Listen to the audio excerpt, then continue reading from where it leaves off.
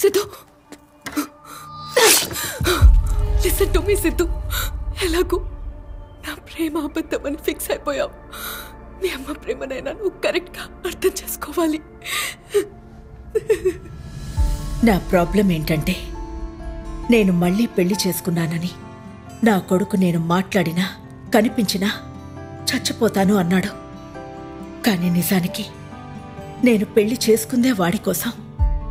అరవింద్ నీకు తెలుసు కదమ్మా, మన ఊళ్ళో ఒక మంచి ఎడ్యుకేటెడ్ ఫ్యామిలీ అమెరికాలో ఉంటా. అవును మావయ్య, తెలుసు. అతను ఈరోజు వచ్చి నిన్ను పెళ్లి చేసుకుంటాను అని అన్నాడు. మీరు దాని గురించి నాతో మాట్లాడకండి మావయ్య.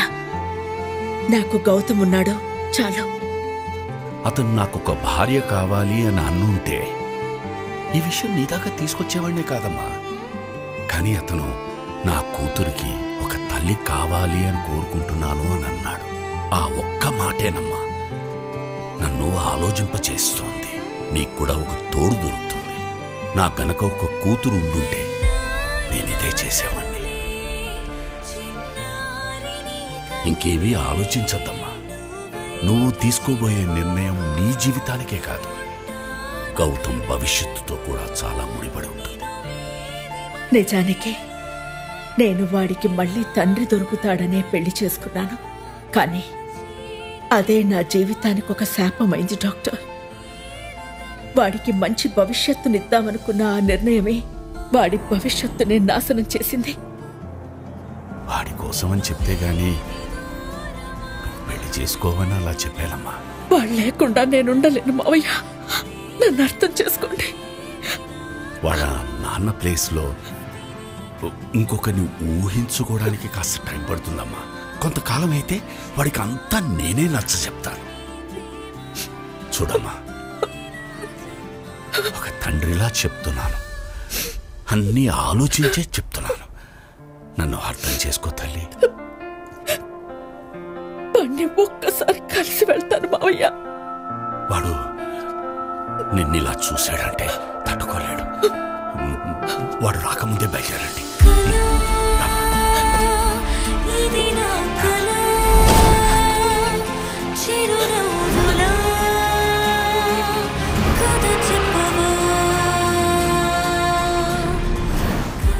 ఊళ్ళో వాళ్ళందరి మాటలు విని తెలిసి తెలియని వయసులో నేను చేసింది తప్పు అని నన్ను ద్వేషించడం మొదలుపెట్టాడు.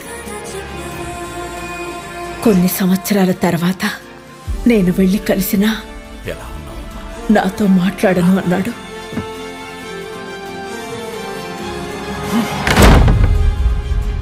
అది నాతో మాట్లాడినా నాకు కనిపించినా నేను చచ్చిపోతాను. ఇక్కడి నుంచి వెళ్ళిపోమని దాన్ని. ఏం చేయాలో తెలియటం లేదమ్మా. వాడికి నువ్వు ఎంత దూరంగా ఉంటే అంత మంచిది.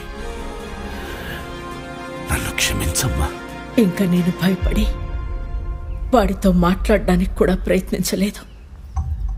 ఆ రోజు నుంచి నేను గౌతమ్కి దూరంగా బ్రతికాను. వాడిని ఎంత మిస్ అయ్యానో నాకు మాత్రమే తెలుసు డాక్టర్. గౌతమ్కి 15 ఏళ్లప్పుడు అక్కడ ఊళ్ళో ఎవడో నా గురించి తప్పుగా మాట్లాడాడని వాణ్ణి చంపేస్తే వాళ్ళ తాత తన మీద కేసు వేసుకున్నారు. తాత పేరేంటి? సూర్యనారాయణ. ఈ విషయం నాకు సంవత్సరం తర్వాత తెలిసి ఊరికి వెళ్తే జైల్లోనే ఆయన చనిపోయారని తెలిసింది. గౌతమ్ ఊరొదిలి వెళ్ళిపోయాడు. ఎక్కడున్నాడో తెలియక కొన్ని సంవత్సరాలు వెతికాను. ఒకరోజు నేను బిజినెస్ పని మీద సిటీకొస్తే I saw him.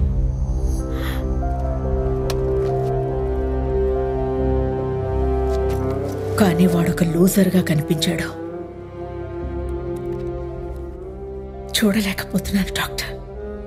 I can see him that way. సైకలాజికల్గా వాడిని తిరిగి నార్మల్గా చెయ్యండి. You need to make him a fighter.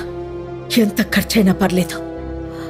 పోనీ నేను ఎదురుపడితే నన్ను చంపేస్తే వాడు మళ్ళీ నార్మల్ అవుతాడంటే నేను చావడానికైనా ready doctor.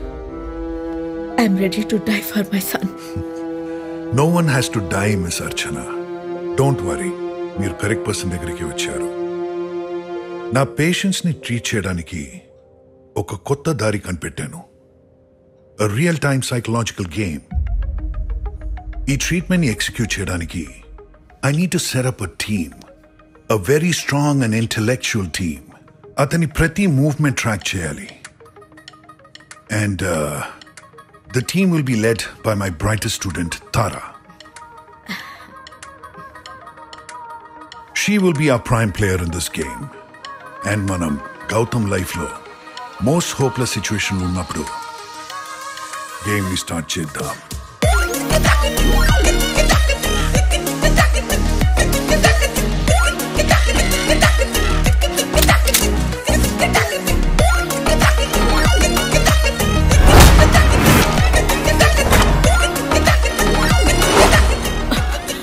Yes. I'm so happy today. Gautam మళ్ళీ నార్మల్ అయిపోయాడు. నా మీద నా కోపం పోయినట్టే. Thank you doctor. Can I meet him నా? ఇది కరెక్ట్ టైం కాదు. Let's wait for the perfect moment. నేను చెప్తాను. But trust me. I trust you.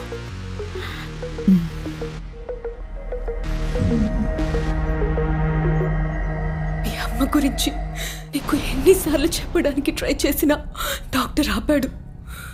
ఎంత ప్లాన్ చేస్తాడని అనుకోలేదు, కానీ ఎందుకో తెలీదు.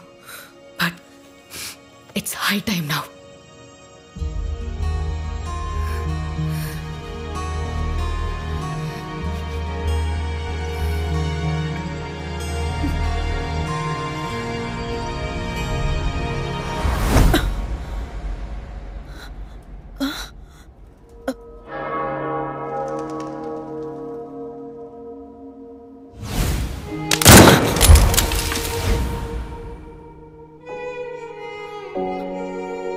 నేను క్షమించమని అడగడానికి కాదమ్మా, నేను కాపాడటానికి కూడా వచ్చాను.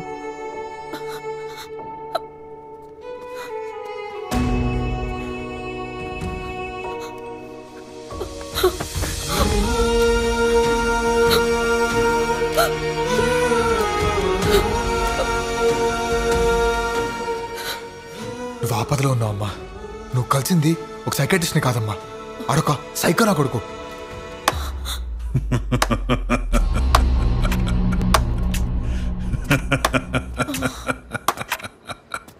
సైకో?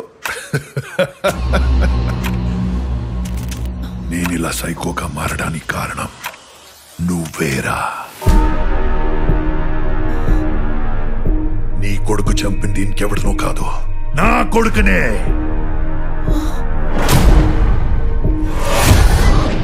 కానీ నీ తాత తెలివిగా తన మీద వేసుకుని నిన్ను తప్పించాడు. అందుకే జైల్లోకి వెళ్ళి నీ తాతని నేనే చంపేశా.